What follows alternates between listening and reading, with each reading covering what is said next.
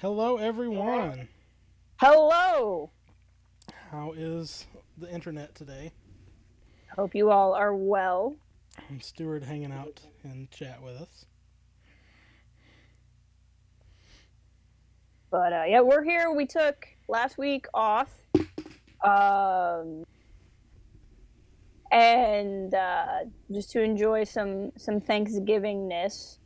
And then now we're back. So we're gonna do Jedi this week, and then next week Force Awakens, and then we'll do Last Jedi on Rise of Skywalker release week.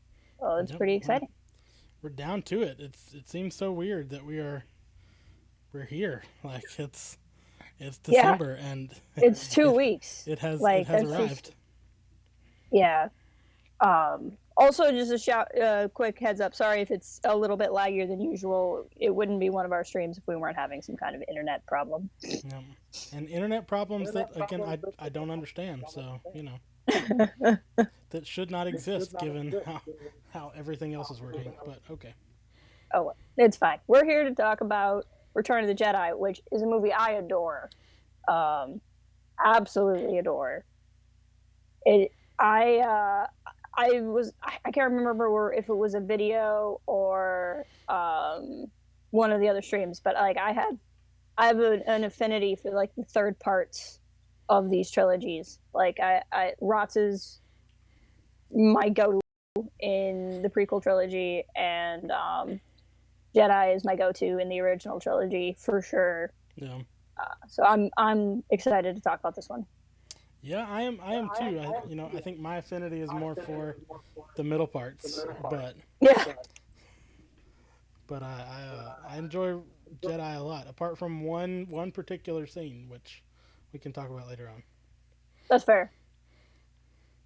But so what is it about Jedi that you connect with? I like the emotional journey. Um, Jedi has one. I suppose we have to say Return of the Jedi now that there's Last Jedi. Um, Oh yeah, but six has one of my favorite scenes in all of Star Wars, which is oddly enough for me not an action sequence, which you think it would be. But it's when Luke gets arrested and he talks to Vader on the surface of Endor before they go up to the Death Star. I love that conversation between the two of them, and you just like elevator scenes. That's what it is. I do like elevator scenes. Like you go, even like the scene in Revenge of the Sith where like it's Anakin and ObiWan and Palpatine in the elevator. That's great.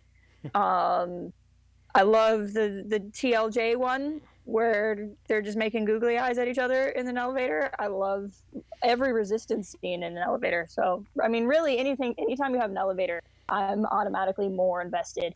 Hey, Cal, welcome. Um, and but I like that scene because it's Luke confronting Vader. It's really the only scene we get in the movie of Vader acknowledging his past at all, like except for Right. maybe his death scene. But even then, he's trying to talk to Luke in that moment. But I just like the name no longer has any meaning for me. Just the way he's talking around it and justifying it to himself, and you get to see Vader's frame of mind, and you so rarely get Vader's frame of mind where he's not just choking someone. You know what I Right. mean? And Winter Soldier is a great elevator scene. You're not wrong. Um, so I mean, really, I just do like elevator scenes. So there's something to that. No, I really like Jedi. I think it's hard for me honestly to separate the way I feel about Empire from the way I feel about Jedi because I feel like the things I liked about Empire for the most part play over into Jedi. Um, Mm-hmm. at least in terms of what they teach us about the Force and redemption and good and evil and Mm-hmm. um, I think I still have a preference for Empire, but I love Luke's story Yeah. in Jedi.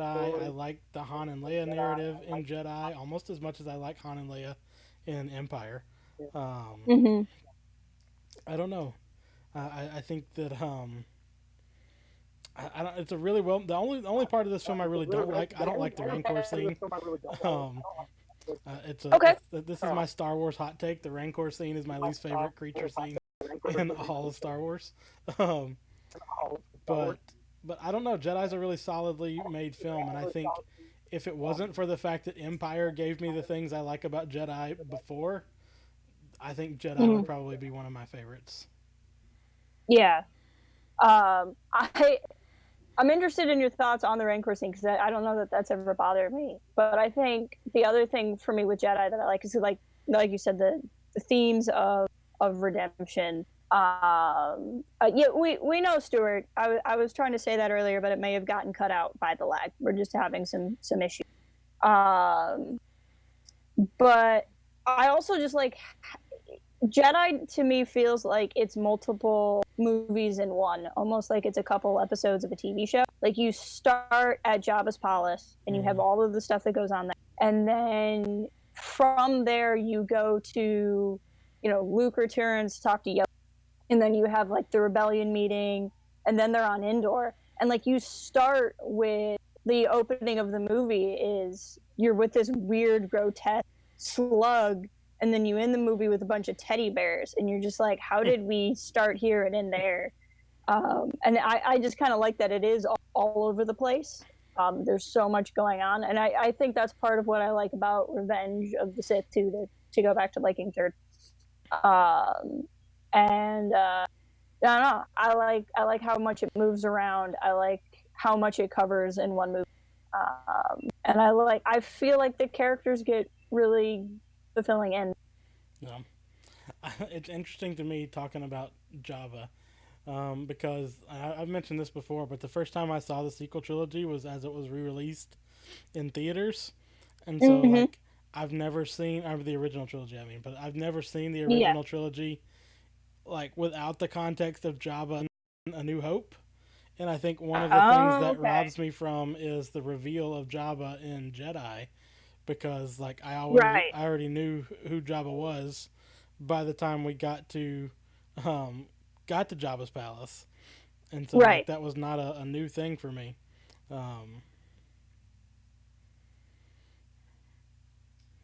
We were cutting out almost completely. Yeah, the stream is off now. I started recording it just in case like the stream didn't work, that we would still have the video, but I don't know what to do. Like it keeps just dropping out altogether.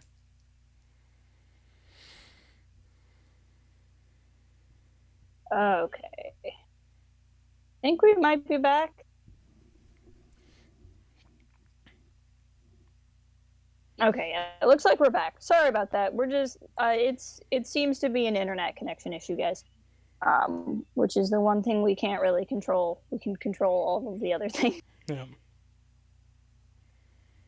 But yes, so with Jedi, you were saying, or what were you saying? I guess.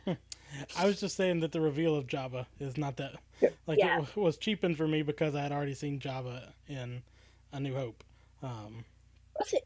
Like that's interesting because on the one hand, like, is Jabba a reveal? I mean, I think whether or not it's intended to be, I think it is, because we've heard about Jabba the Hutt from the beginning, and again in Empire, and it was the first time we met him, but I never thought about it in that way. Yeah. But because I've only seen the remastered, like the whole musical number, like I've only seen the remastered version of that, so like it's all I've still never seen the original ones of those. So, hello, John. Welcome. Yeah, and like it's funny that you mentioned that because I've literally never thought about it because I think I might have seen all of the originals on VHS, but I didn't really start watching them a lot until the re-release. And so I don't know. I don't remember like any of it though. Like I don't have a strong memory of learning Vader was Luke's father. I don't have a strong memory of any reveal. The only thing I remember is as a kid being afraid of the Emperor, and I couldn't ever finish the movie. As a Hello, Caleb. As a kid, I saw the Scottish human Jabba in A New Hope deleted scene, so you were super confused when you got to Return of the Jedi. That's funny. I could see how that would be disorienting, for sure. But I do like the Jabba's palace scenes. Like I like that R2 is so clued in to what the plan is, and like nobody bothered to tell 3PO. Um, Mm-hmm. like Yeah, it's like R2 I knows love that exactly too. what's going on, and like I Mm-hmm. love some of those parallels now. Like when Leia pulls out the thermal detonator, like Mm-hmm. in the context of Solo, I love that scene even more now. Um, Yeah, like and Lando's disguise too. yep, yeah, because we've seen that in Solo too. So, like I just Yep. feel like there's so many like ways that I appreciate some of these things more now in 2019 than I ever did before. Um, and I think it's interesting to sort of think about those things. And I love when Luke shows up at Jabba's palace and we get to see the mind Yep. trick again, because we can see kind of visibly how far he's progressed. Um, I don't know. I think you learn a lot about our heroes in the Jabba's palace scenes. You know, we get Leia and Han reunited. You know, we see Mm-hmm. Chewie coming in, and it's there. I feel like there's a bunch of different explanations for how Leia gets the disguise now too, and Right. I don't know which one of them are canon anymore, but I don't know. I really like the way it starts out. Hello, Noel. Well, Noel, welcome. How are you? I always want to say it like Joel, and then I'm like, no, it's an actual word. You should pronounce it like the real word. Um, but no, it it really is interesting to think about it as the end because it was the end for so long until 2015. But to look at it in the greater context of the saga and to see this through line, like even now trying to watch, and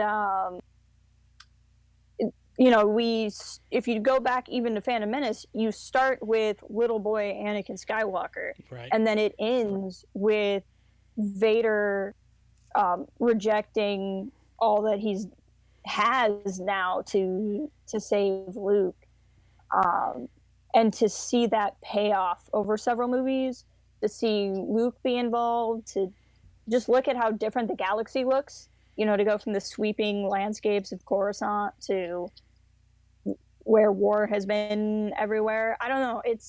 I think it does a really good job of concluding things. And I think that's part of next week when we talk about Force Awakens. What Force Awakens did so well is you have to pick up from a thing that has been concluded so well. Right. And it really is, and like I know that like the Ewoks bothered people when the movie first came out and that sort of thing, but like it really is amazing how well they were able to wrap it up, and have a story and you know find a way to have Luke and Leia to have a connection while Leia and Han can have a connection, and it really tied up quite a bit. And I think I feel like I say this about every one of these films, but when I Mm-hmm. rewatch it, I realize that it's funnier than I remember too. Yeah. Like I feel like the humor of Star Wars um, goes underappreciated all the time. Um, like and I'm thinking about you know Luke saying I used to live here, and Han's like you're gonna die here, I hear you. and It's such a great line. and I think about blind Han, shooting Yep. at the Sarlacc, and Lando's like, no, a little higher. And then when you get to the end, there's like 3PO not understanding that he didn't levitate himself. Um, like I don't know. There's just so much to this that I feel like is easy to overlook. Well, and like one of my other favorite scenes is in this movie, and it's when they get caught by the Ewoks and they just start worshiping 3PO. And like that's funny enough on its own, but like Han looks like he's about ready to strangle the first person he sees. He's like it's against my programming to impersonate a deity, and he's just like he's so mad. I don't know. I thought that was great. It's against my I've always programming to loved be that burned and eaten. scene. Yeah, right. It's so good. Just so good. Oh man. And I love Ne- that the way that Han essentially gets into the Imperial bunker on Endor is, hey, look over there. Yeah, right. Like, I'm gonna run up and tap you on the shoulder and run around the corner. Um, It's and then Cal and Chad is talking about the humanoid cuttlefish. So of course the Mon Calamari. I mean, they did bring us one of the most memed things of all time with the "It's a Trap," but I mean that goes right up to what I love about Jedi though, because like I said, you start with this slug gangster, and then suddenly you have teddy bear warriors and like fish driving spaceships. There's just something magical about this movie. I feel like, and like we take it for granted now, especially with all of the wacky stuff we got to see in the prequels. But like this movie had to have been strange. Like in 1983, it had to have been a really weird movie. I mean, especially when you like look around, like because Jabba's palace is like another cantina scene, almost like it's Right. just an amalgamation of a lot of really weird stuff. Like we'd never seen a monkey lizard, and then we get Salacious Crumb, and like Mm-hmm. we'd never seen like I don't even know what the species are for the singers in Oh Jabba's yeah, palace, but yeah, but like so much of that is just like new and weird for the sake of being new and weird, and I feel like that's such a thing that Star Wars people don't want anymore. Is we don't want new and right, weird. We're like, give us the same thing we've already seen before. But there's something right, to the idea that no, this is fun because it's weird. Like we yeah, don't appreciate how weird it was because we've had it for so long. right. I agree. Ian, welcome, Ian. I thought you were going to mention the Vader no, because I think that's the one that takes me out of it more than either of the two things you mentioned. The Blu-ray has Vader yelling no as he throws Palpatine down the pit, and although when I watch it, usually, I mean, I don't know if it's hypocritical for me to say that I liked it better without it because I like some of the other special edition changes because the special edition changes are what I'm used to, Right. and I'm just used to the no not being there. I feel like if I had seen the Blu-ray version first, the no wouldn't bother me, but like it really takes me out of it every time now because I'm not expecting it. And like I get why it's there, like it's poetry, it rhymes sort of thing, but like I don't think it needed to be there. But I don't know, it doesn't wreck the movie for me, but it's always like, oh yeah, that's right, he yells no now. This was my first time seeing that out of the context of like a YouTube video of the changes. So Right, I mean, it's one of those things where does the change add something, or does the fact that it's different just detract from like what's right. going on in the moment? I mean, but I've heard a lot of people tell me that's how they felt about Yub Nub when they saw the special editions the first time around. Is once it wasn't there anymore, and you get a different song instead, like it you notice the difference more than you notice what's going on in the moment.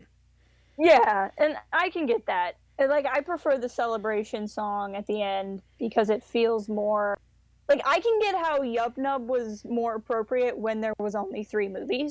Yeah. But I think in the context of 6 movies, what they have in the special editions is better. That's usually my caveat.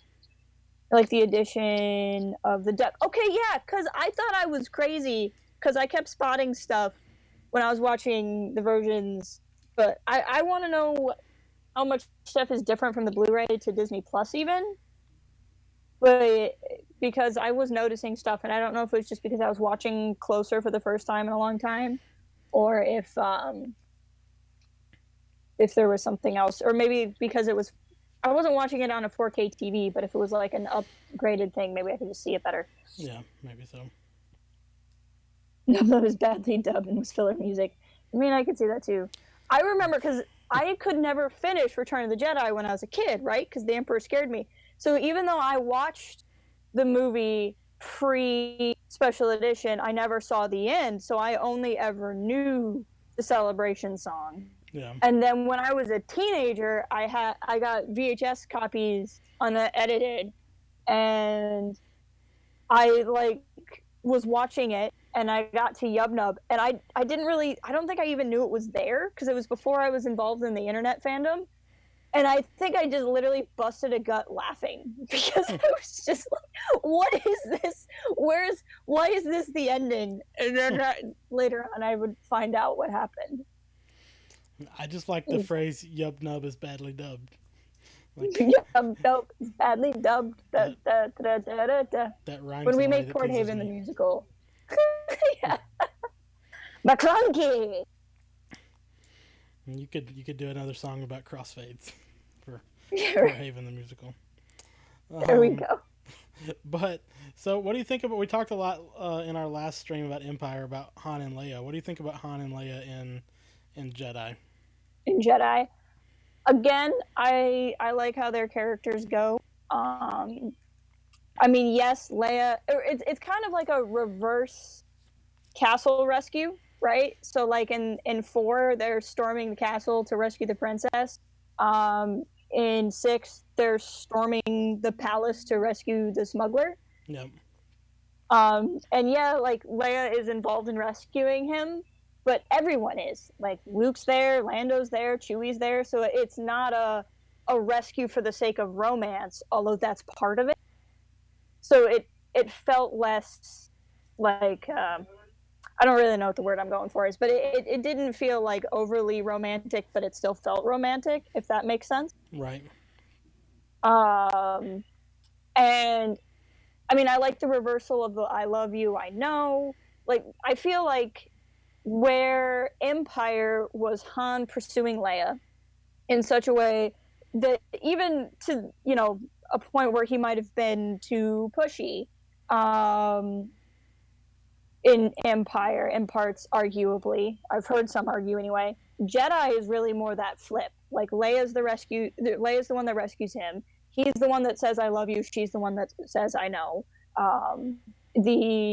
You kind of see Han. It's almost like when he comes out of the carbonite.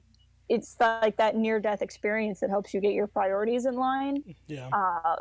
I think a scene that's really important is after Luke has just told Leia that they're siblings, and the secondary reveal of that is Leia has to deal with Darth Vader as her father. She has to deal with this man that tortured her as her father, and that gets overlooked for the sake of Luke's journey in that movie. But it's definitely something Leia's going through.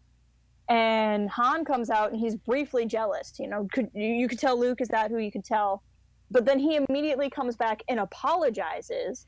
And then presumably, because we don't see anything else in the scene, but presumably he just lets her be sad. Right.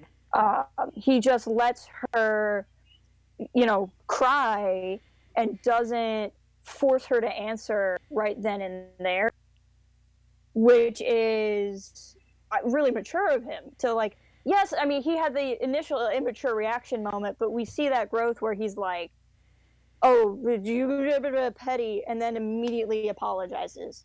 So he hasn't matured past the point of pettiness, but he's matured to the point where he can say, "I was being petty.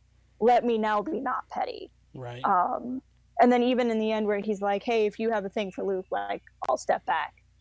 So I think that I like Han and Leia more, honestly, because of Jedi, because it shows Leia having a little bit more control over what's going on. So it's not just him chasing her around. And I don't really have a problem with anything that happens in Empire, but I think it's better because of Jedi. And then I like it because it shows Han's growth as a character. Yeah.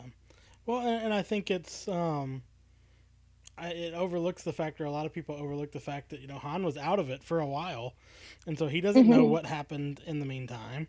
And for all he knows, something could have happened between Luke and Leia while he was gone. And so, like, it's petty, but I think it's also a result of the fact that he's been separated from everybody for a while.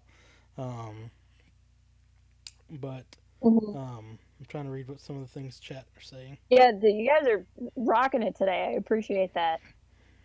But yeah, apparently, the movie doesn't say whether or not you're awake in carbonite, but I think that's a thing that I've heard from other places. But that would be, I mean, he would have been just like awake for a year. That would be annoying. But no, I think it does a lot for them, and it it's a well done love story when you can see two people grow together, but grow together because they are growing in themselves, Right. if that makes sense. I think that's the difference between a relationship that becomes codependent and ultimately a problem, and a relationship that lasts longer. I mean, we see that they then come to have struggles in the sequel trilogy, but I mean, they've also gone through a lot by the Yeah. time they have struggles in the sequel trilogy. I mean, yeah, and I think you were talking about Leia dealing with the fact that Vader is her father. Like Yeah. that's something that she deals with more by the time we see them in the sequel trilogy too. Like a lot of the Yeah. stuff that happens in Jedi. I mean, it makes sense because it's the last film we get before The Force Awakens, but so much of what happens Mm-hmm. in Jedi is still so relevant to where the characters are in The Force Awakens. Mm-hmm. Even though 30 years passes, and we can talk more about some of that next week. But Yeah, when we get to Force. Um, I think the other thing is we were talking about this with Empire a little bit 2 weeks ago. If you don't mind moving on from Han and Leia, nope. the conversation between Luke and Yoda in Jedi, I think, is really important. It's a very short scene, especially after you get so much time with Yoda in Empire. But it's a little, you can see he's different in that movie. Like that year that has gone by, I think he's had time to think, to see that Luke would have gone to confront Vader. He would have sensed if Luke died, and I think he would have sensed if Luke had gone to the dark side. Right. How much he was aware of from Luke in that year-ish amount of time, I don't know, but he would have known the big stuff. And so I think he can see that he was afraid of what would happen to Luke, but nothing bad has necessarily happened other than Luke hasn't returned. Now, he Right. didn't know that Luke knows because Luke asks, is he my father? And Yoda's like, asks, told you, did he? Not ready to accept the burden always breaks me, right? And that's a point where I think that line is very important to the scene. And I think it's very important to understanding what Yoda and Obi-Wan were up to, because I think you can make an argument that they were wrong from keeping the truth from Luke, but I don't think they ever intended to never tell him. And it's like, when is the right time to tell someone that their father is like a genocidal cyborg that is second in command of the galaxy? Right. Like, there is no good time to tell someone that. Um, and you can think that Obi-Wan and Yoda were wrong, but I don't think it was done with malice at No. any rate. I mean, And oh, go ahead. I was gonna say I definitely don't think it was either, and I have a hard time believing that they never planned to keep it from him Mm-hmm. indefinitely. I Mm-hmm. just don't think they had a plan. Right. Like I feel like with Luke, they're flying by the seat of their pants the whole time, because Yep. when they separated, the last time, at least as far as we know, that they saw each other in person, was decades before, and they didn't have a concrete plan about, okay, when the kids get this age, then we'll reunite them Mm-hmm. and we'll tell them everything. And I was thinking about this as I was finishing the film. It's almost kind of ironic in a big picture way, because I feel like if there hadn't been a Death Star, Mm-hmm. then like the Empire might have gone unchallenged. Because at least in terms of Yeah. like Luke, because like the only reason Leia goes to Tatooine is to find Obi-Wan because of the Death Star, Yep. and like Luke and Obi-Wan otherwise might have just stayed on Tatooine forever. And Mm-hmm. because like there's no obvious intention, because like if there was a plan, then Obi-Wan would have showed up and said, all right, you're 15 now, it's time for the, Yeah. the plan to Let's kick in. go. And there never was a plan. And even when we see in Empire, when Right. Luke is there with Yoda, like there's no plan. And so like Mm-hmm. they hadn't worked any of this out in advance, and they're still haunted by the failures that they've had in the prequel trilogy, that Yep. they're so cautious with Luke, and they want to spare him from that burden. And I think they're Mm-hmm. doing what they think is best by him, and I think they just missed the mark a little bit. Um, Mm-hmm. and I think it's to Luke's credit that he doesn't hold it against him. Yeah, I agree. Well, and it seems to be the trademark sin of the Jedi Order in the prequel trilogy. Yeah, We've seen in several of the stories we've read recently of the Jedi, like, oh, this is hard, so let's just not talk about it because that's how you get over pain. Everyone knows yep, it. Um, and they, I think at some level, maybe they even know that that's not the right way to do things, but they literally don't know how else to do it. right, Um, I thought about it a lot too this time when we were watching it, because at some level, Yoda dies when he dies because it's plot convenient, and I think it's foolish to pretend that's not what it is. But because I like to find in universe reasons for everything, I was really wondering, like, Yoda was fine. We technically don't know. 900 does not necessarily mean ancient for his yeah. species. We don't know the end Yep. date for his species. Species age differently. Um, some species age differently. um, but Yoda specifically said, well, Yoda does call himself old, so I guess that's the one kind of trademark we have. But it's he says, "Sick have I become, old and weak." And that line, "he's become sick," is interesting to me also. And I wonder if, like, is he literally physically sick and he's just not able to heal himself, or is he like spiritually sick and he's dealing with that? But I'd like to wonder, why does Yoda die when Yoda dies? Because I was talking about, when we talked about Empire, how Luke and Yoda have such a similar trajectory in their character. The Right, difference is Luke got the chance to. The word redeem himself is a loaded word in Star Wars, but like the chance to like go and be visual again and be a spectacle again and be a symbol again. And Yoda never got that moment. Like, right, Yoda could have gone with Luke to the second Death Star, and Yoda could have fought the Emperor again, and Luke could have faced down Vader, and arguably that would be like easier, right? So to me, there's got to be. I mean, other than the fact it was 1983 and you can't make a puppet do that, there has to be like a reason. And but the only thing I come back to is the reason why Yoda had to die is like the same reason why Qui-Gon had to die.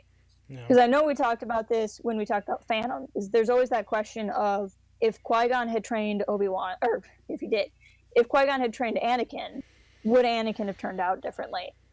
And my answer is always yes, which is why Qui-Gon had to die. And right, I don't mean that in a plot way, but I mean in a destiny sort of way.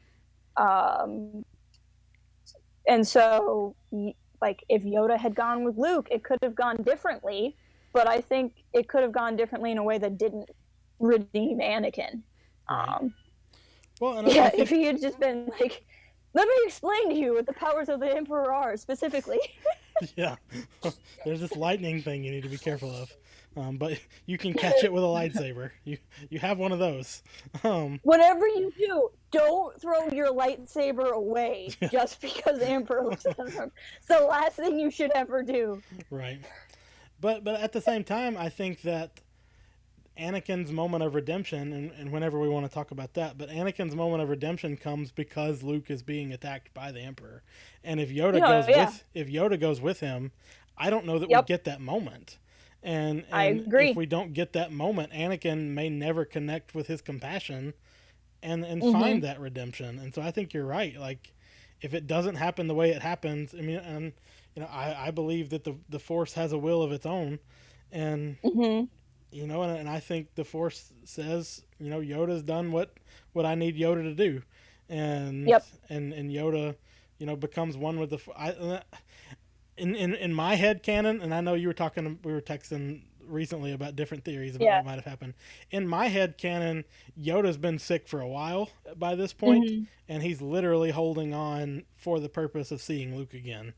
And Yeah. so after he sees Luke again, he lets go. Um, but but that's just Terry headcanon. Or even, I mean, I don't disagree with that in principle. I think that as Yoda is dying, he's like saying, it's like Luke, one more thing. Luke, one more thing. Wait, Luke, I'm still not dead. I got one more Yeah, thing. So I don't think he's letting go as much as I think he's actively fighting for as much time as he can get, sure. maybe in defiance of something. but I don't disagree that he's probably been hanging on for as long as possible. But bringing up the Force Ghost thing, Ian also asked with things about sins of Jedi's past getting explored in Kenobi. I'm assuming in the Kenobi show, at some level, they will in some way involve Qui-Gon. I don't know how they don't. I'm not saying he's going to be in every single episode, but I don't see how he doesn't even come up. Here we eventually see Yoda become a Force Ghost in Last Jedi, which is something we can talk about when we get there. But here we have Obi-Wan, and there's a part of me that just wants to take that wants to read Force Ghosts in a very Western light. That says like these guys are ghosts now. They're omniscient. They're omnipresent. Like they must know the right or wrong thing. But then you look at Obi-Wan's Force Ghost in Empire and Jedi, and even as a Force Ghost, it's like he's making it up as he goes. Yeah. And he's explaining the certain point of view thing to him as a ghost. And so I've always kind of wondered, and we may have talked about this when we talked about Empire, but I know we've talked about it at some point, but it's like, do you lose, is like the price for keeping your identity within the Force that you don't get to see all of the knowledge of the Force? Like there has to be some rules. Right. Because Obi-Wan says like he can't interfere if Luke goes to face Vader and that sort of thing. Yeah. I mean, I can see that. Maybe you trade off your like perfect oneness with the Force for some part of awareness. I don't know. I would not be surprised if there were trade-offs and rules there, but I don't know that we have a good sense of what they are. Mm-hmm. Real quick, Caleb, as a quick plug, I have a video series. If you go to our main page and look at playlists, I have a Balance of the Force series. If you wanted to check that out, it's older. I did it before Master and Apprentice and Dooku Jedi Lost came out, and really before Rebels was finished. So in light of those things, I would probably update it, and I kind of plan to after Rise of Skywalker. But if you were interested, I have some thoughts on what you were saying there. Yeah. But no, I don't know. I think it's an easy criticism to come down hard on Ben and Yoda about not telling Luke, and I don't think it's unfounded to be critical of that. Yeah. But I think they also don't know what they're doing, and they're so afraid of making mistakes that they tried to make a choice on Luke's behalf. I mean, they also never told Leia, and we don't blame them for not telling Leia. That's true. Luke doesn't tell Leia at the first opportunity that he could have. So, like, he didn't tell Leia that Vader was his father, even before he knew that they were brother and sister. And so, like Luke buys into something akin to, I'm going to keep the burden of this off of you. Right. So, we're not critical of that in that way.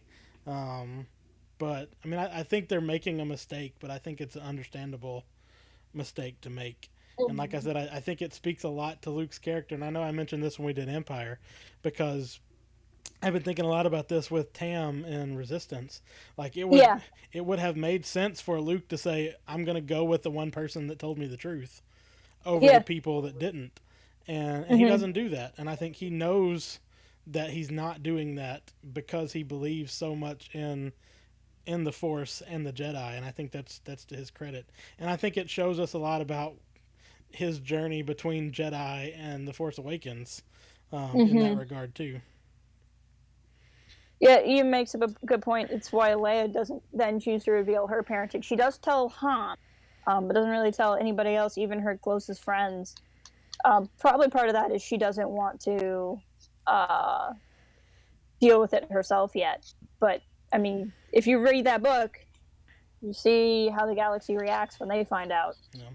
And I feel like we talked about this before, but what Legends book was it where, is it Bakura, where Leia is visited by Anakin's ghost? I think so. I'm trying to remember what that is. There's also Tatooine Ghost, where she finds a lot of diaries. Yeah. And there's a lot of connection there, but feel like that's not the one with the ghost himself. Because This was there's part of the scene is where the ghost shows up and she's like, "No thanks, you tortured me. Like I'm not interested right, in talking to you." And I think even though right. that's Legends now, I think that informs part of that decision too. Like Hmm. he's still the person that destroyed her planet, at least in part, and the person that personally tortured her. And like Right, I think you're not just gonna get over that. right. The in chat, the best worst part of Star Wars is that the bad guys always tell you the truth, and it's really an awful slash cynical perspective on it. That's a good point. Um, I feel like part of that is the biggest secrets of the movies have been kept by the Jedi. Yeah, Um, Palpatine does a lot of lying.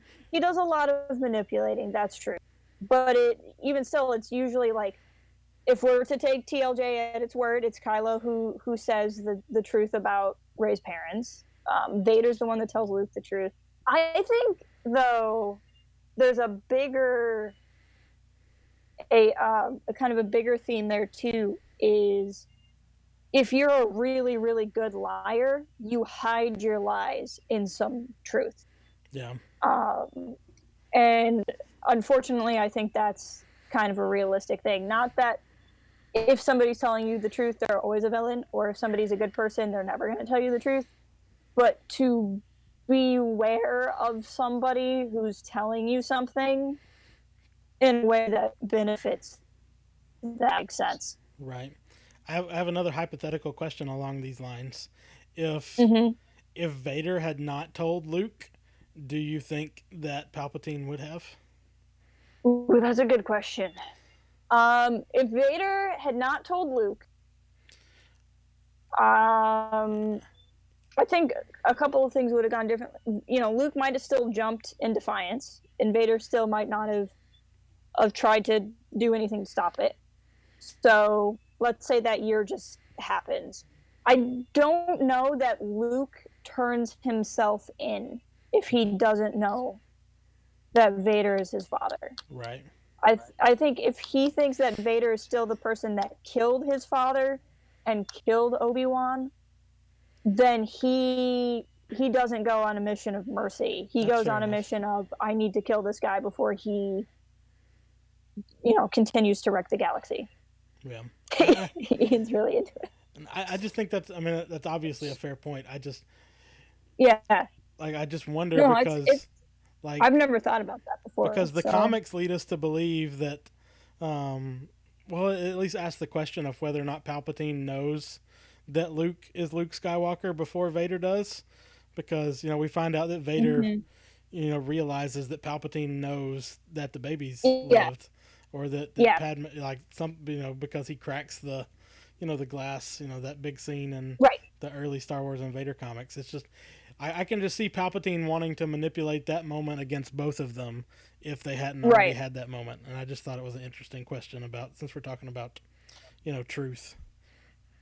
I think if you have Vader and Luke standing before the Emperor, I think Palpatine does it just for the lulz. Like Yeah. I think he's such a drama guy. Like at Oh, he that point, definitely is. Yeah. yeah. Like I think if things go still somehow where you have Luke standing before the Emperor, I think the Emperor tells him, but not out of any kind of sense of honesty, but literally just because he likes to sow chaos. I mean, that's the whole Um, thing when he's like, "Oh no, look, this battle station is operational." Like yeah, like that's what? purely for the drama of the moment. Like that's all that is. Oh man. But yeah, I wonder how that confrontation would have come about because like I said, Luke would come for Vader in a very different way. I mean, but Like go ahead. I'm sorry. I was gonna say like he might not have even gone on the mission to Endor. He might have said like you guys go to Endor and I'm just gonna fly to the Death Star. Like Yeah. he might have pulled a Rey in Last Jedi, only instead of going to redeem Vader, he's going to like let's just do this right here Right. to distract from what's going on the surface. Or that might have happened a year sooner, because Yeah, like without that knowledge, he might have gone back to fight Vader again sooner. immediately. Yeah. Yeah, Um, but it's interesting to me too while I'm thinking about truth, because Mm-hmm. Luke and Palpatine have a moment of truth exchange with each other too about their weaknesses, and Yep. like Palpatine doesn't tell him he's wrong when he says that his Right. overconfidence is his weakness. Like That's true. he knows that. He just snaps back at him about his his faith in his friends, but like Yep. that's a moment of truth and manipulation there too. Um, Yep. I've never really thought about the issue of truth in Star Wars in this way before, so I'm kind of That's Well, taken with it a little here's bit. a follow up to your hypothetical. Let's say that let's say that Vader doesn't tell Luke he's his father. Luke gets away. Does Luke then go immediately back to Yoda? Right? Like, why didn't he immediately go back? Did he need time to think about it before he faced Yoda? Because Yoda, like, he could get the truth from Yoda. Yeah, So, like, does he not go back to Dagobah right away to delay knowing the truth? And if so, would Yoda then have told him? Like, if Luke comes back and he's like, "Hey, did Vader tell you anything weird while you were like just anything strange, like anything right, you would think is unusual?" Luke's like, "No." Like at that point, when he's faced Vader and lived, do they tell him then? right.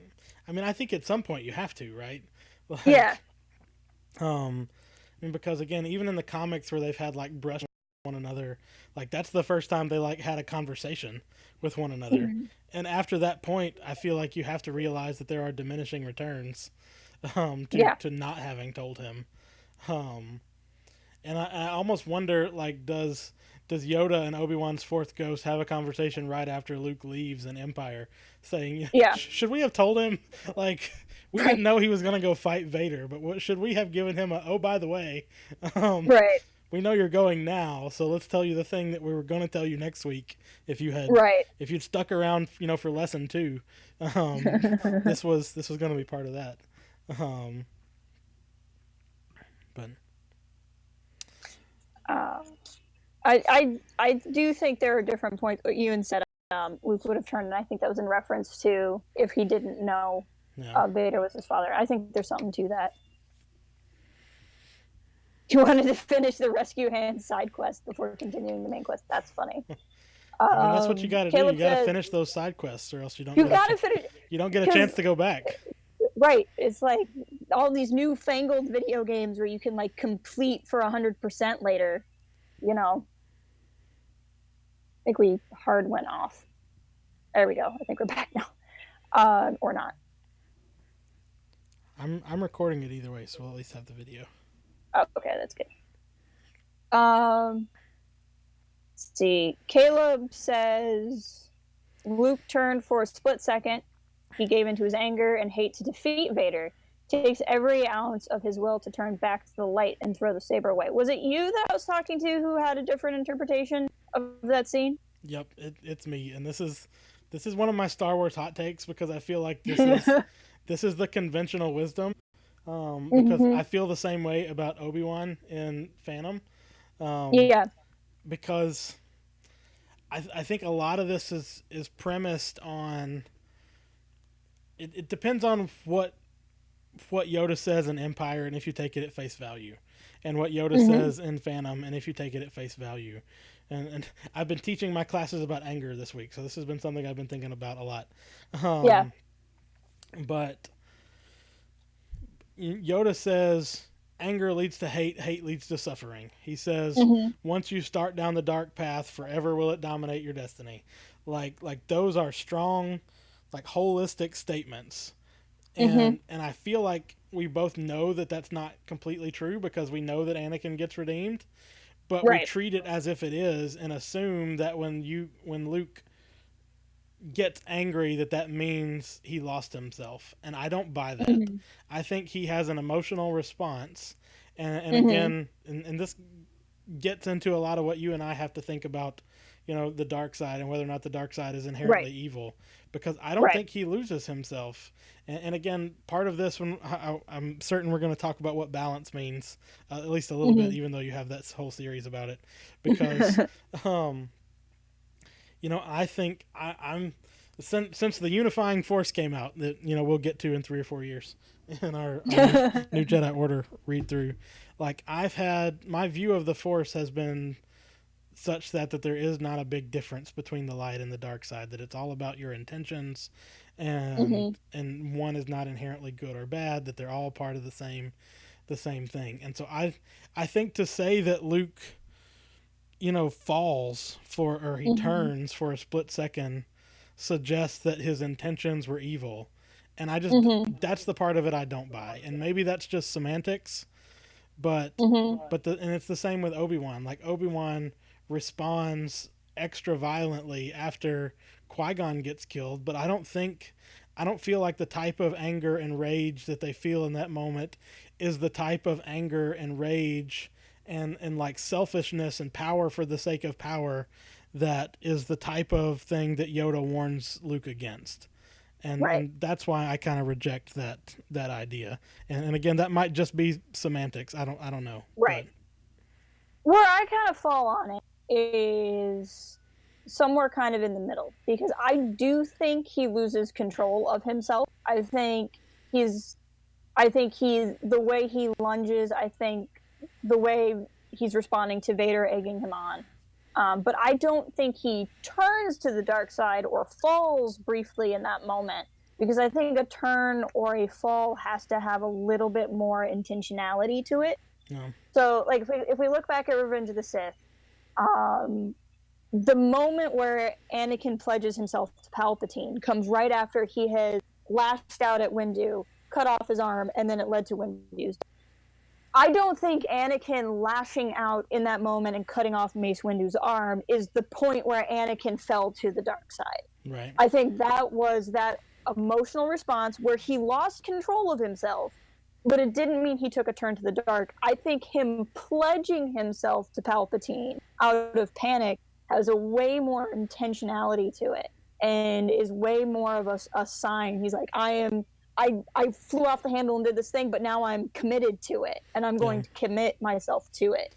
Um, Obi-Wan, I think, uses anger, but I think he keeps way more control of himself in yeah, Phantom. And I think that's more along the lines of what you're talking about. But I mean, Luke isn't just fighting Vader. Like Vader is on the ground yeah, and Luke is still hitting him. Like if he had just used the anger to get Vader on the ground and stopped, I would agree with you.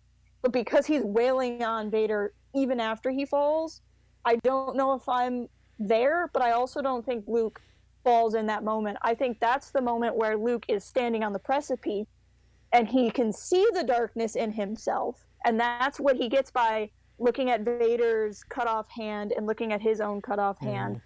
And he's having that moment of this is what I could become. And I think he has to see that darkness in order to be able to reject right. it. So And I don't know that I I I disagree with any of that. And I think this is why it may yeah, just be a semantics thing for me, semantic thing. Yeah. because like I don't like using the phrase, Luke turns for a second or Luke falls for a second, because I think Right. the narrative, and again, this is separate from me believing that the dark side isn't inherently evil, but the narrative Right. that we get is to use the dark side, to use your anger is inherently evil.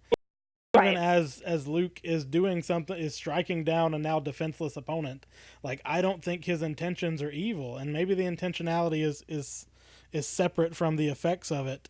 Mm-hmm. And I do think he gives into his emotions, but I just don't think that implies a fall in that Right. moment. You're Right. right. I Anakin makes a choice. Like that's Yep. Anakin's fall. Anakin says, "For my own selfish reasons, I want this power," and that's not what Luke is doing. And that's why I Mm-hmm. don't like the idea that Luke falls. Yep. And that I agree with. And it's a different thing than to say he gives in to anger, and anger is characteristic of the dark side. Like, this is not Dark Empire. This Right. is this is a different type of thing here. Hashtag not my Luke Skywalker. um Right. but Yeah. and I again, that may just be a purely semantic thing, but it's Yeah, a semantic thing that I think matters.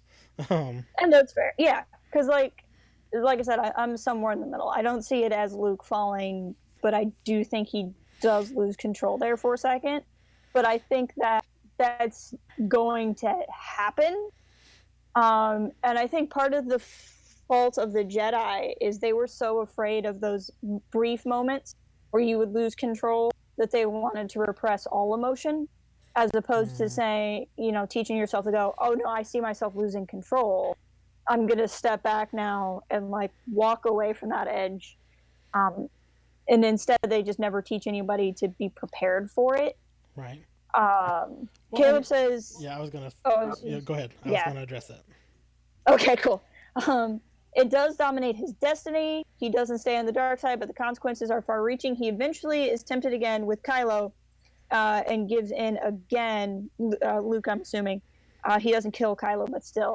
I agree with the sentiment, and I think ultimately that line of dialogue, forever will dominate your destiny, is true in that context. I don't think Yoda means it that way. I think personally that Yoda is like reeling from Dooku and Anakin, and at a point where he thinks that certain things are not something you come back from. Right. But I think Yoda ends up being accidentally correct insofar as when you do come back. I mean, you can even argue that Anakin had his redemption moment, but his legacy as Vader still led to Kylo. Yeah. So his consequences, even if the Force has forgiven him, there are still consequences to the things that he has done that never go away. And I think to that point too, I think again, I just don't see this as Luke falling. I think and we can talk about that when we get to Last Jedi more, but I think this is Luke realizing he's imperfect, and Luke realizing he made the same mistake as Ben did, because or I guess I should clarify once we start getting into the sequel trilogy. He makes the same mistake as Obi-Wan, because I don't know why I'm calling him Ben today. That's something I almost never do. But he makes the same mistake as Obi-Wan because he doesn't tell Kylo about Vader either. Right. At least not that we know of. As far as we know, Kylo Ben finds out at the same time the rest of the galaxy does, in Bloodline, or at least thereabouts. And so again, I just don't see that as a fall. Like, to me, a fall is something different than, and again, I think Luke makes a momentary mistake in The Last Jedi, or in that moment, and recovers from it. But I just don't think that counts as a fall. And Ian says, Luke and Obi-Wan in their respective scenes have murder in their hearts, so to him that means the dark side. And again, I just, and maybe it's semantics, but I don't see that as like murder. I don't know. I think that, and maybe this is me saying the same thing over again, and if so, I'm sorry, but I think that, again, there's a difference between a lapse in emotion and choosing to walk a line. Like, if we're talking about evil, evil is, I'm bored, so I'm going to go into my neighbor's house and kill them. But that's evil. If my neighbor came over here and hurt somebody in my family or killed somebody in my family, and I flipped a lid and went over there and got them back, you can argue it's murder, you can say it's wrong, but was it evil? Evil is a little bit different, I think. To me, evil is almost unjustifiable. Like, you can't point to something that's evil and say there's a reason for why you did the thing. But, like, going to have an emotional response because of something that bad that happened to you is different. But I do think that something like that can then lead to the dark side, because once you kind of cross that line, it becomes easier to cross that line again. And you still have to, there's still consequences for your actions, but like, I feel like there's a difference between the guy who murders his wife's murderer and the guy who's the serial killer. Like, there's a difference there. And maybe they're both killing people, but there is a difference. And I guess that's what I would say there. And again, maybe I'm just being very protective of the idea of a fall in Star Wars Yeah. because Revan falls to the dark side, Dooku Mm-hmm. falls to the dark side, Anakin falls to the dark side, and I just think it's so important to Luke's story that I think he walks up to that line, but he Mm-hmm. doesn't. And again, I think that's why that's important, is because, and that's why like I said, the semantics matter to me because I Mm-hmm. think he approaches that, and maybe he was like, I don't know if his intention in that moment was to kill Vader, but he comes close to Mm-hmm. it, and Right. but he doesn't, and I think that's why for me it cannot count as a fall because he Right. doesn't. He And I throws away get that that. lightsaber and he says, "If this is the choice I have to make, I will Yeah. die." And that's just not indicative of a fall. Anakin Mm-hmm. says, "No matter what I have to do, I want to live." That's a fall. Mm-hmm. That's a fall. Right. Yeah. Or even to keep Padme alive. Right, and Uh, I think Palpatine thinks he can manipulate Luke in the same way that worked for Anakin, and he realizes right. it doesn't. He's trying to tell Luke, if you'll just kill this guy, I can do all the things you want me to do, and it doesn't work for Luke. And I think that's Right. why Luke's story is so important. And to Mm-hmm. Ian also asked, does Vader redeem himself?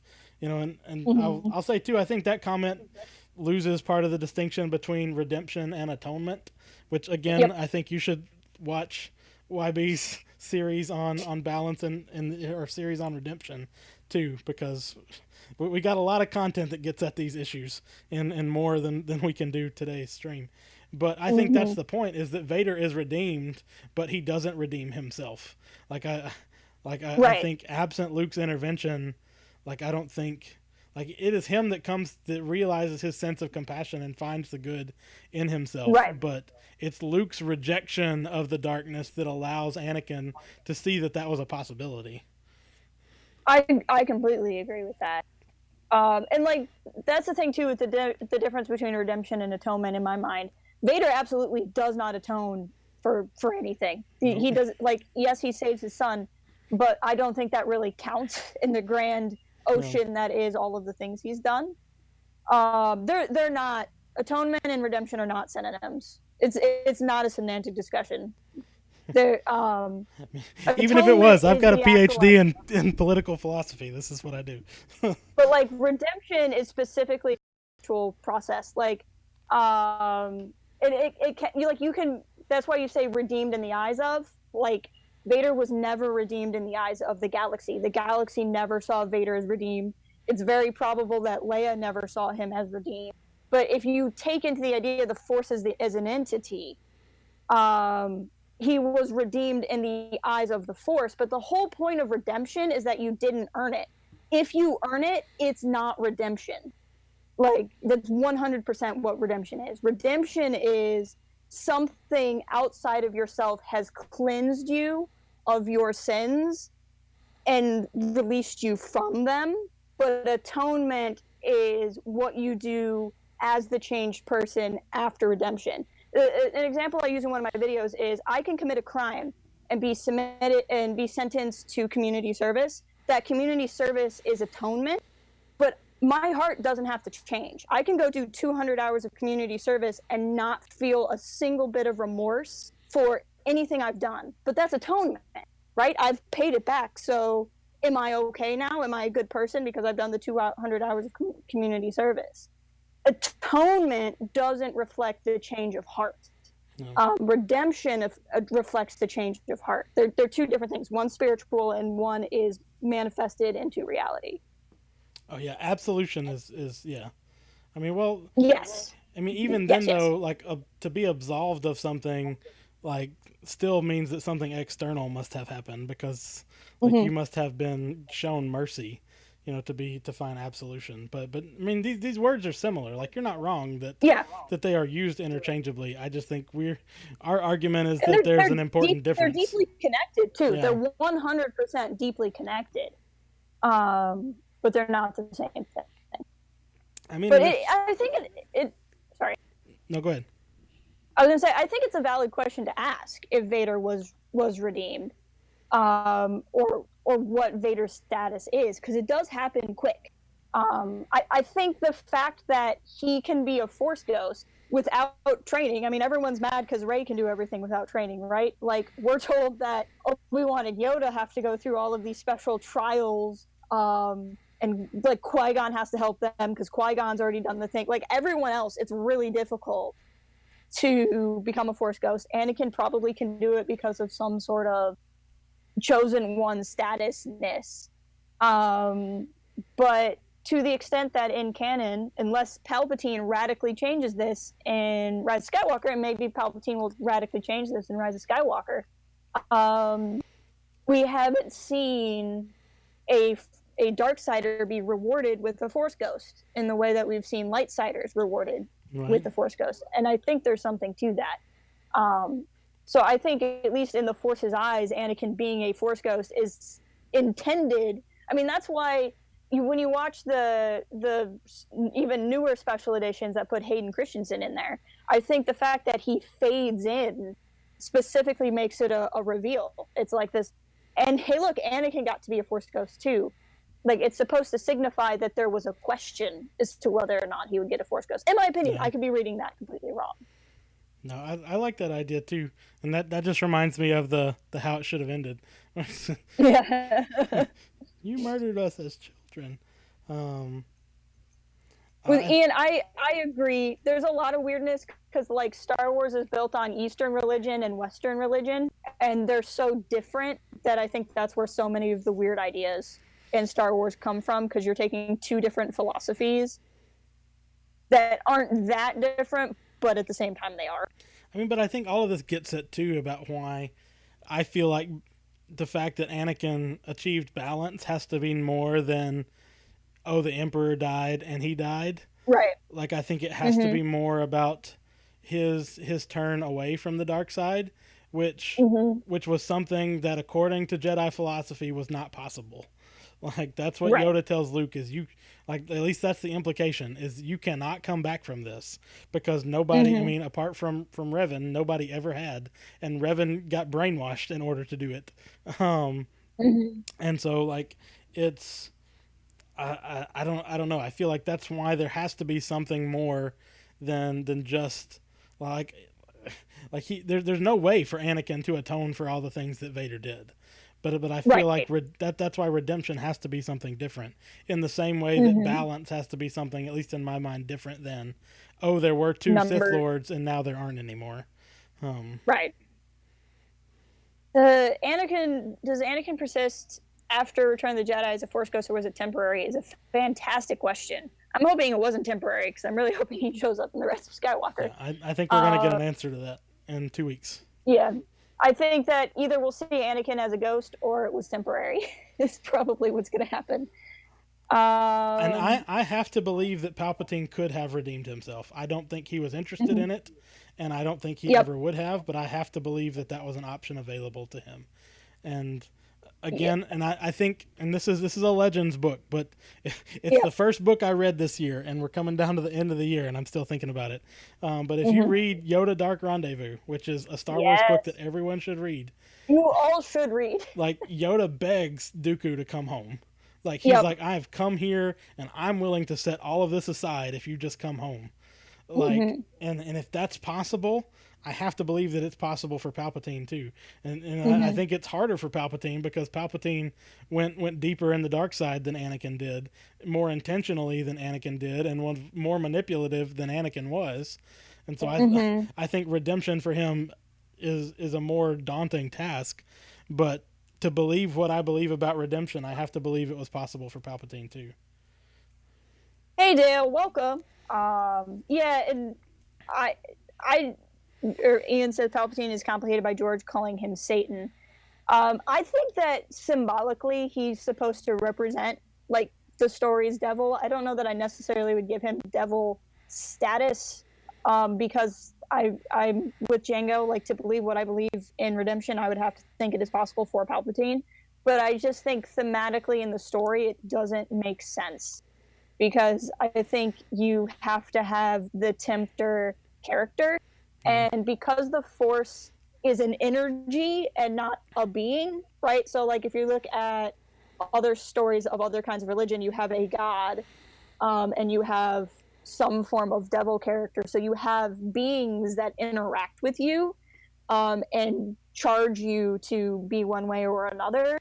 But with the Force, you don't have that. So like Palpatine has to be the incarnate devil because we don't have one otherwise, which is why I don't think thematically he would ever be redeemed, but I think it's theoretically possible. Well, and I think it says something about us as an audience that we don't expect that Palpatine will be Right. redeemed. Like, I think that says something about what we bring to the table. I definitely think in terms of like, you know, you like Milton and Paradise Lost that you bring up. I think Palpatine 100% thinks that what he's doing is right. I think Yes. he has a he has a belief that he's entitled to as much power as he can gain. Yes. Like that's like it's not about order for him. It's about personal power, and I think that's what makes his dark side use a different type of evil than Anakin's even. Yeah, I agree. They're both evil and they're both selfish, but I think that's why it's a bigger task for him to be redeemed. Well, and if you go, not that I like to reference this novel, but I'll reference the like one thing I liked from this novel. But if you look at Darth Plagueis, I think there's an argument that even though it's legends, you know, Palpatine didn't really ever fall to the dark side. Like he just always wanted power, and one day wrecked his family, and which is an amazing scene in that book, and joined Plagueis. Like he wasn't tempted. Like he was, there were things he wanted, there were things he desired, but he wasn't like the upstanding Mr. Smith goes to Washington politician that then had a turn.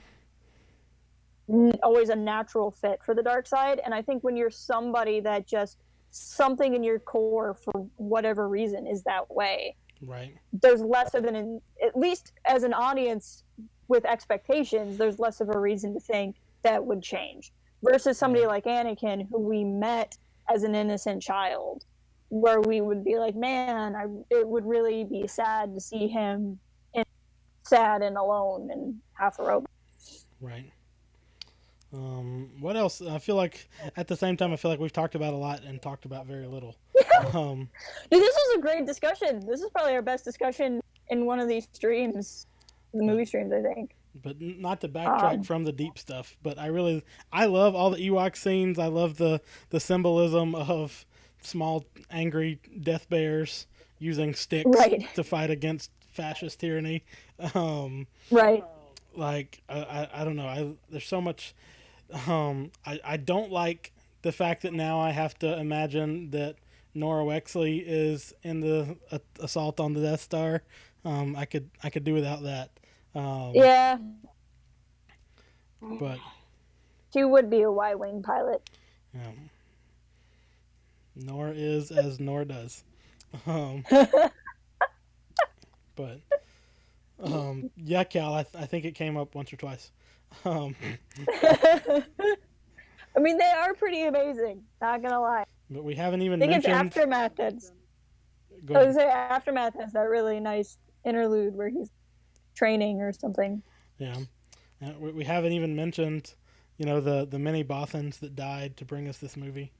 Many Bothans died. Or Mon Mothma in general. So the leader of the rebellion we meet for the first time in the last movie.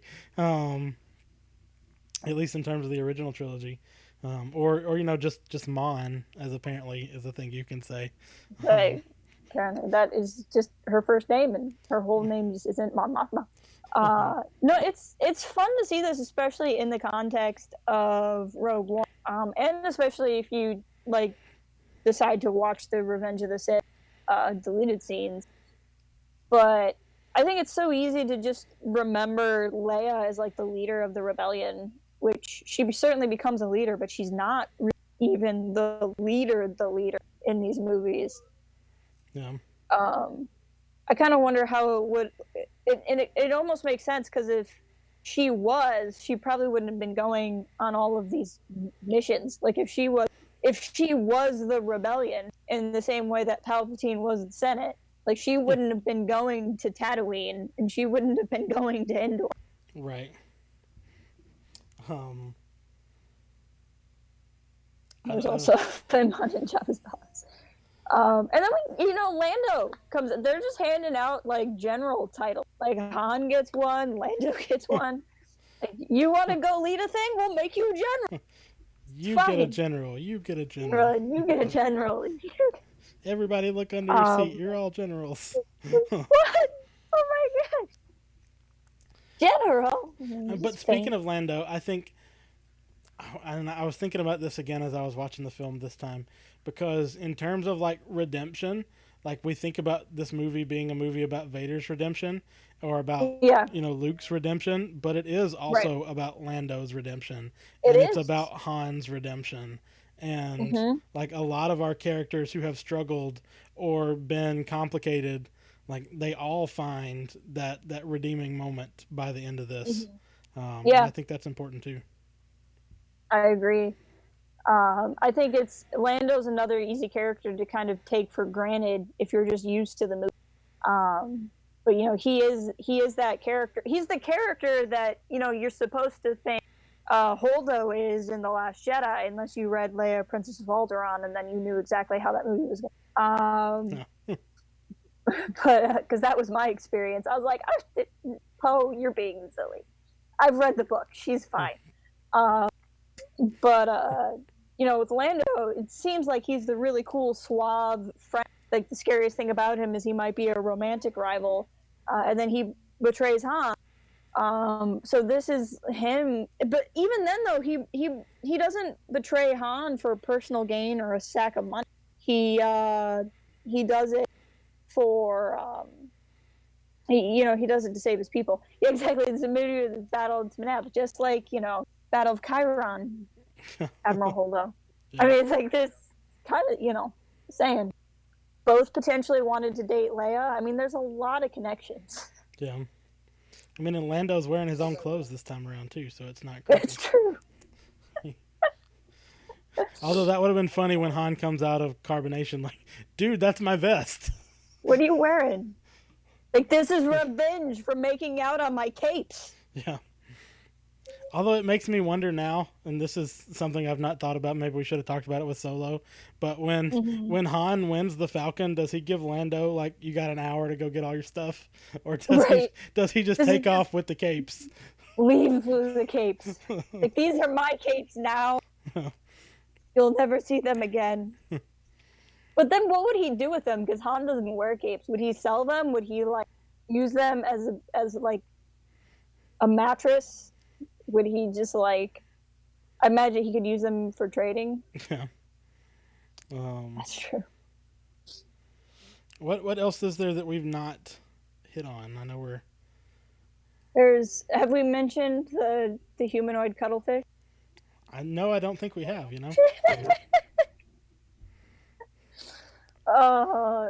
mean, I do think this is a movie we could talk about even longer still. But like I said, I like it. I like how it can seem really weird in the pacing that you needed toilet paper. That's good. It can seem really weird in the pacing. You spend like the first 15-20 minutes of the movie like not even dealing with the plot of the movie. You're just picking Han Solo. But I think that scene was important to look at another third act in the same way that the rescue of the Chancellor was important in Revenge of the... is you need to see these characters together on an adventure again. Like, they spend most of Empire separated. And there's just this sense of... I mean, it sounds corny, but just this sense of unity. Like, they all get to be back. They get to go and do things. And I think... to that point, that's why it feels more intense when they lose Luke, when Luke goes to turn himself, because you think you're going to get this time with all of them together, and then it gets denied. Right. Oh, I'm racking my brain to think if there's other points I had that I wanted to make. Yeah, because I feel like we'll end the stream and then I'll go, I wish I would have talked about that. But no, I feel like anything else I really want to say is really just how this transitions into Force Awakens now. Yeah. And we'll we'll have that next week. So let me ask you your gut feeling right now, and I know this is something we'll talk about Right. in a couple of weeks as we go into Okay. Rise of Skywalker. But if this is our journey to the Rise of Skywalker, Yep. I want a yes or no as much as that's possible for us, Okay. which is almost never because we got to It's talk almost never. half an hour about it. But did Palpatine die in this movie? Ugh. Okay. My answer is different than what I want. My gut instinct is he. I'm good. I don't think he. But that's. I don't like that. But I am really. I'm holding my breath. So far, Disney era has not let me down, so I'm gonna trust them that Palpatine's gonna be done well. But if anything about this movie that makes me nervous, it's Palpatine's return. No. I'm just really hoping it's okay, but I'm gonna go in there. I'm gonna give it a yeah, Cal. That's what I'm kind of hoping is something closer to that. But I think that it's going to be the least convoluted while still maintaining an emotional presence that he somehow didn't die. Because otherwise, it's like a clone or a sentinel droid that you see in Battlefront 2, and who cares? Or you have to like explain where he came back from.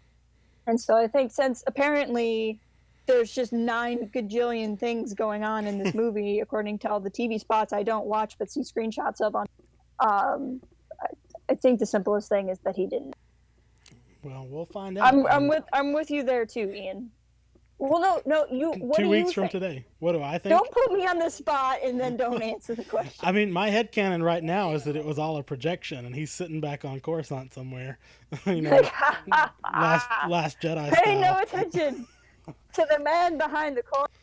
Hello, Jetman. Welcome. Because I think that's the most likely thing, so that's what I'm preparing myself. And the most unlikely thing, so that's what I'm preparing myself for, is the fact that literally, physically, he's been alive the whole time and was just, chilling somewhere. He just wasn't even there. Yeah.